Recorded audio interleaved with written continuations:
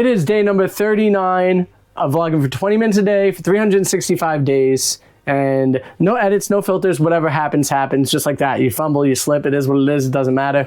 That's what this is all about. It's real life, a real vlog, what's going on in my life right now. And right now, we are like deep in it. We are working on getting this whole area out of the slide out in our trailer and replacing the floor. Like, look how bad this floor is right now. It's quite literally caving in on itself. You can see the outside right there. But the problem is what we're realizing is that we actually have to take down these walls completely in order to get back there. So that means everything has to come out. And, you know, we might be breaking some stuff at this point because I'm getting frustrated. The left behind the camera is my buddy Nate. Hey guys. Yeah, so Nate helps me out when I'm here in Canada, and we got either side work going on for the handyman business, or if I just need help with projects. And I love having him around. He's an awesome dude. He's, you know, not as good as me yet at ball, even though look at this height difference. Like, but I still block his shot. It's kind of. It was one time. He's obviously gotten me a few times because of his height, but yeah, maybe like 10 times. Probably, maybe. But see, that doesn't faze me. You know, somebody blocks me, it doesn't matter because you know what, the ball most likely went out of bounds to my ball anyway, and I'll get another shot at it. You know, and so that's why I'm a baller, shot caller, 20-inch blades on my Impaler. He's just over here shaking his head. All right, so this is the deal with the channel. I've been trying to get back to charity.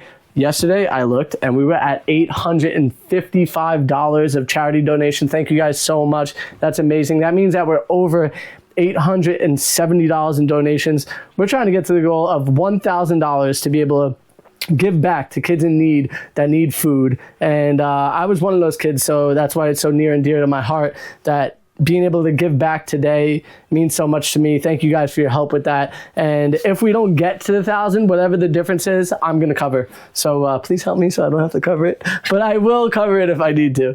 But yeah, to wake up every morning and see that there's some type of donation, it just makes my heart feel full. And I just thank you guys so much for that. So yeah, we're on our way to get to that $1,000 we have till the end of the month. So what is it right now? It's like April 25th, and this will be 2 days later, so this will come out on April 27th. So thank you guys. We have a few more days left to get to that $1,000. $1 goes a long ways. There's about 1,000 people who watch the channel every single day, and sometimes 2,000. So $1 from each of you will get us easily over that goal. The GoFundMe is in the link in the description. That's the easiest way to donate in the sense of all the money will go to them. When you send a super chat or a super thanks, only part of the money goes to them because YouTube takes their cut. I'm not taking any cut of that, but YouTube does take their cut, and I'm going to be able to show you a graphic of how much that are in super chats and super thanks, so that way you guys know how much is going directly to the GoFundMe at the end of the month.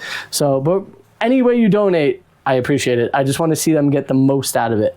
100% of the donations I want to go to them and nobody else. Not even myself, you know? So let's keep that going. Thank you guys. We're already polling for the next charity. So I call it a charity, you know, you might not. The next nonprofit.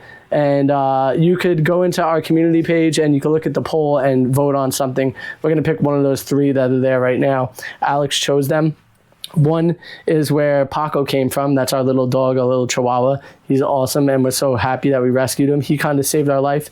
There's a whole story about that, which I just told Nate today. It's very interesting. Yeah, so maybe I'll tell you guys about the story if you don't know what happened and what went down with Paco. If you do already know, just bear with me. So I'm going to go with it. I'm going to tell you the story. So we were in Oregon, and this is like kind of around when COVID was, rampant. And people were very afraid at the time. And so we were up in the Samuel H. Boardman corridor, which is like this wild corridor where the roads are like up and down and swerving, and there's cliff sides everywhere. So there's really nowhere to stop. And we were up there and we had no service, parked on the side of the road, taking beautiful photos, this sunset. It was glorious. It was just a beautiful night Alex and I had. And so the next morning we woke up to an email that Paco was available. And what happened was previously is Paco actually got adopted and brought back twice. Once by a family that had a sick dog previous that died, and they have 2 young kids and they didn't want to go through that again. Totally understand. And then the other one was from a girl who tried to take on Paco, but she didn't have a problem. The landlady wouldn't let her keep the dog. So Paco got brought back a second time. And so we got the email, we went and we picked him up, and the dog turned out to be very scared, very like skin and bones, but he was like really excited to be out on a walk and like potentially he might get adopted again. And it was kind of funny. I didn't tell you this part, but we walked back to the Humane Society to sign him out. And when we walked over there, he like kind of looked at the other dogs and was like, "Yo, I'm out of here." And he took off in whatever accent he has in dog language, right? And then and I wonder what his accent would be. Would it be like a Mexican dog? Or yeah, you think so? Yeah. Like Yo quiero Taco Bell, like that, like that kind. Yeah, that's right. And then so basically, long story short, we were taking him down to a beach area to take him for like a run on the beach and whatnot. And as we're going down to this beach area, I hit the brakes and they're starting to get soft on me. And I'm like, oh snap, we don't have an e-brake in this van. So I immediately throw it in park. Like we pull off to the side, throw it in the park. And I'm like, "Alex, I need you to press on the brakes. I'm going to go outside and see what's happening." So I'm looking under the car. She presses on the brakes and I just watch a squirt come out of the bottom of the van. And I'm just thinking to myself, oh, that sucks. There's a pinhole there. And we're losing fluid. And if you know anything about cars, you don't want to go dry on your fluid because then you have to re-bleed everything and you'll have no power for your brakes. So luckily we had brake fluid and I kept filling up the master cylinder to keep that topped off. We drove back into the spot to go get the car looked at, and the guy, it was a Friday long weekend because it was a holiday weekend, and the guy's like, "I don't have time to look at it tonight. I'm on my last car and then we're headed out. So on Tuesday, I could look at your car for you." And we're like, okay, I guess Tuesday has to work. Like that's the only thing that's going to work for you that will work for us. So yeah, crazy. We slept in a Fred Meyer's parking lot for 3 days. But if it wasn't for Paco, we would have been stuck going through this corridor with no brakes. Like we could have potentially died. And so no e-brake as well. Yeah, no e-brake. Can't just pull the e-brake. I would have to like downshift, and in that area there's like 10 to 15% grades. It's like you're just running. Like there's no way to stop it. So yeah, basically we would have to want to use one of those like runaway, spots. It makes my heart sink into my stomach thinking like how scary that could have been. Yeah. That could have been really bad. So yeah, even though we rescued Paco, he saved us. That's basically what the story comes down to, is he saved our lives, and we're really thankful for that little dude. Yeah. So if you choose to pick the Animal Humane Society, where we rescued Paco, they rescue about 19 dogs like a month from a kill shelter in Fresno, California. And they bring those dogs back and then they try to adopt them. And she picks up the dogs that look like they're not going to get adopted and that most likely they will get put down. So she tries to take those in, nurses them back to health, and then they find a beautiful home like Paco did. Yeah. Have you had any dogs in your life? Yeah. And did you have any rescues? No rescues. No? Tell me about your favorite dog in your life. Who's your favorite dog? So, on this side. Basically, okay. So I had like a little brown dog. I forgot the exact name of the dog. Like a Shih Tzu kind of dog? Yeah, kind of something like that. Puffy one? Yeah. So I had one of those. Pomeranian? Yeah, that one. So I had one of those. I named it Corey. Okay, that's cool. His name was Corey. It's like naming a dog Matthew. Matthew! Yeah. Corey! Everybody's like, who the fuck was this guy calling me for? Who's Corey? Yeah, so I had a little dog named Corey. This is when I was like, I'd say like 8, 9. Okay. My parents bought my first dog. Mm-hmm. And it was like a little tiny dog, so I didn't I'm 8 years old, so I don't know what I'm supposed to do with a dog. Yeah. You're like learning how to care. I'm just like, yeah. And when they brought the dog home, it was home for like about a week, and I was like scared to play with the dog. Mm-hmm. So when after a week, I kicked the dog down the stairs. Oh, shoot, dude. This is a sad dog story. So, yeah, I kicked the dog down the stairs, and then my mom was like, You were 8. I was 8, so I like can't blame me. So that whole like joke that's like, you kicked my dog. Yeah. That's all about you? Yeah, it's all about me. I caused that. That's his message. So, yeah, they took the dog back. And then when I was like 12, like 12 years old, I got a Rottweiler. Okay. Her name was Princess. Huge dog. Okay. You couldn't kick that one down the stairs. No, that one kicked me down the stairs. Yeah. Her name was Princess. Had her till I was, I think, like 16. Okay. I had her for like, I thought it was 16, so about 4 years. Sadly, passed away because of cancer. That's a common thing with Rottweilers. But yeah, it was definitely one of the best dogs I had. What was so great about her?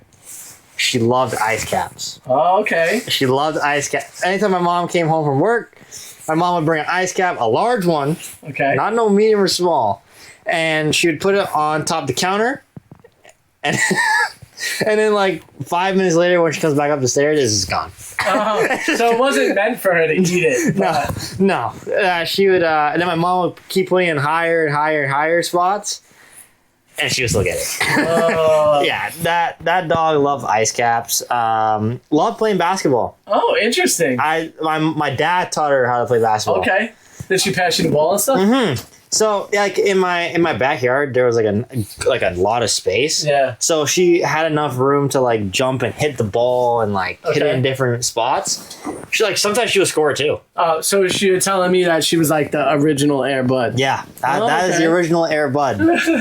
Well, I guess the question is, did she learn from Air Bud? Because I'm pretty sure the movie's older than that dog. Because this kid is young. Yeah. This kid is young. What are you, like 20, 19? 20 this year. Yeah, so... I'm still young. Still a baby. Yeah. But yeah, Princess was a good dog. Definitely one of the best ones I had. Poor Corey. Yeah. Pretty sure Corey is in Mississauga now. Okay. Living a good life. Yeah. Not getting kicked by stupid kids. Yeah, this stupid kid.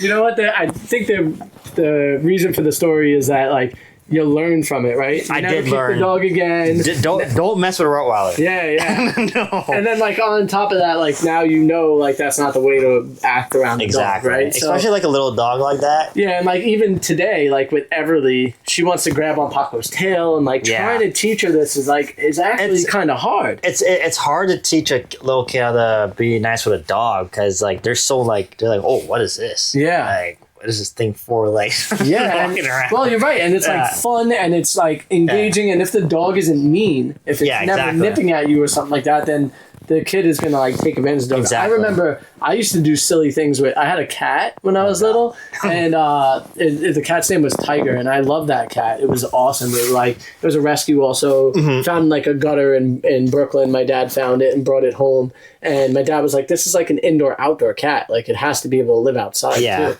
And I was like, "No, I don't want it to like leave and never come back." And so my dad let it out, and I cried because the cat didn't come back after 24 hours, and so I was like so upset, you know. And then basically, long story short, the cat came back. Super excited about that.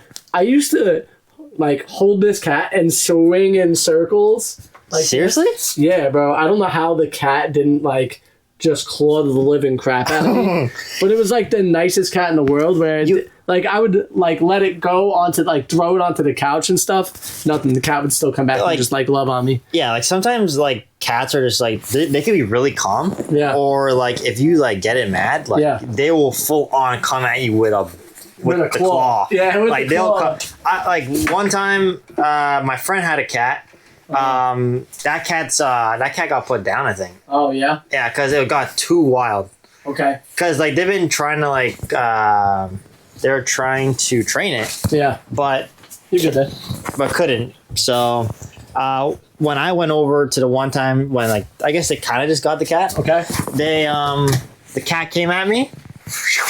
Oh, just like straight to my face. Right to your face. Right to my face. Was that the one and only time you got it messed by a cat? Yeah. You're like, I'm never messing with a cat ever? No. No, was That's not fair. messing with a cat again. That's super fair. No. Yeah, I don't mess with cats. That's why I like dogs. Yeah, that's why I like dogs too. Oh, look, money. What we got here? Quarter. Heads or tails? Well, heads right now. Flip it. Let's see. What's that? Heads. How about this? If it lands on you pick either heads or tails. Tails. Okay. If it lands on tails, you don't have to donate any money to the charity. But if it lands on heads, you have to donate $25 to the next charity. Okay. Okay, fair? Yeah, that's All fair. right, go ahead. I'll even shake on it. Yeah. All right, I like All that. right. All right. But this money's most likely coming out of my pocket anyway, because I'm paying them to be here. Okay, ready? Yeah. Tails. Oh, nothing. You're good. You don't have to donate if you don't want to. I might still donate. I appreciate that. I might still donate. I appreciate that. Especially Paco. Yeah, Paco but- came from there. Paco's your buddy. Yeah, Paco's my boy. Yeah, when Nate came over, he was so excited. He ran up and started like scratching at your Yeah, leg. like, He was like, trying to jumping on top of me. I should have got some film of that. I know. That dog missed me. Yeah, he did. How long has it been? It's been at least 40 days minimum. Yeah. And then I probably haven't seen you before that for a little bit. Like at least with Paco, I think I seen you at ball maybe. Did we play Yeah, at the basketball? base. At the base, yeah. Before my knee went out again the second time. So yeah, I'll roll that. So basically I would say probably at least 50 days, maybe 2 months Yeah, almost since you've seen him. Yeah. But yeah, we try to keep Nate around. He's a cool kid. Yeah. He's learning some stuff through me Yeah. with all the handyman stuff and whatnot. And Definitely learned a lot already. yeah. Especially building that trailer. Oh yeah. Yeah. Nate helped a lot on that trailer. All right, let's get some of this stuff out. That one doesn't want to come. All right, don't want to strip it. It sounds like it, but I think we're good. Just got to get the right angle for it.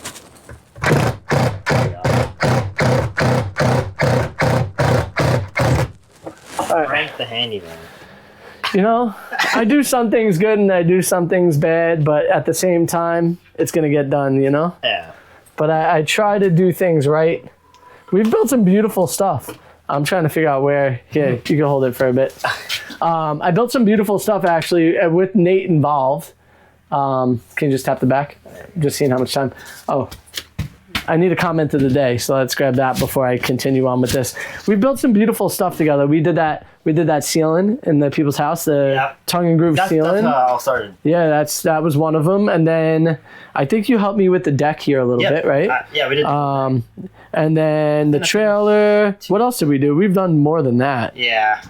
We did that basement. We did the deck. We did Basement work? Where did we do basement? Oh, sorry, not basement, the garage. Oh, the garage. Yeah. Yeah, we've done quite a bit of work. It did quite a bit. It's been like over time. I think it's been like a good year and a half. About About Yeah. that. Let me see. It's crazy because it started off just a Playing random ball. basketball game. Actually, a random basketball game at the YMCA. Yeah. And I was like, "Oh, you got a shot. Let's team up together." And we smoked some kids in basketball, and then that turned into playing more ball together. I think we just exchanged numbers, and we continued to play basketball at different places. And then that turned into I was like, "Yo, any chance you looking for work?" And he was like, "Yeah, I am actually." And I was like, "Do you know anything about tools and stuff?" And he was like, "Yeah, I do some stuff with my uncle and with my dad and stuff like that." So I was like, "All right, sweet. If you know tools, I'll start to teach you some stuff. These are the jobs I have coming up." And then so I just started hiring Nate. And ever since then, it's been a year and a half. Yeah, it's been helpful. You've helped me out a lot. But just learning different trades, different things, having the opportunity to learn how you put this together, or maybe even just measuring a little bit differently, or whatever it is, Yeah, and I've seen this guy do a lot of electrical. So I actually took the chance of wiring my own speakers in my car. Oh yeah. So yeah. I when I saw how you were taking the thing and it melts around the wires. Yeah. I was like, okay, let me try all this. Yeah. And it turned out pretty good. So. Yeah, I was teaching them how to secure electrical wiring better than, the typical person that's just crimping them and whatnot. So, yeah, it makes it more secure. Shrink wrapping it, yeah. All right, so I'm going to go back one video because we got a lot more comments on that video.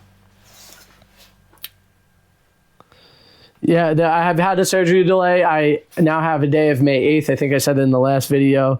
Appreciate all you guys' support and looking out for me in the sense of that. Yeah. So Jim.